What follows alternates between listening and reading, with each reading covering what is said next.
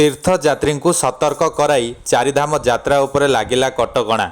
आसंतु जानिबा एहार services खबर विषय। उत्तराखंडर गढ़वाल अंचल में प्रबल वर्षार चेतावनी पर रविवार चारिधाम यात्रा को अस्थायी भाव बंद कर दिया जाइछि।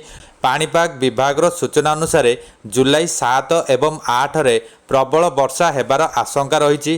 तेणु तीर्थयात्री सुरक्षा को दृष्टि रखी चारिधाम यात्रा को बंद करने निर्णय निया जाइछि।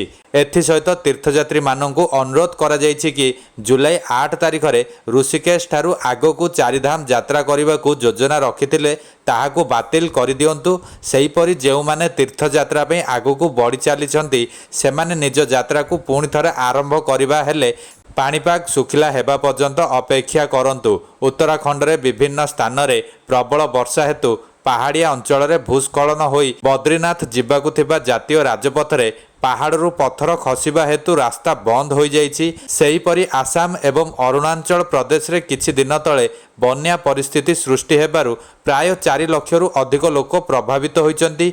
एथिसहित एकाधिक स्थान रे भूस्खलन कारणरू जोगाजोग विच्छिन्न हो जाइछि।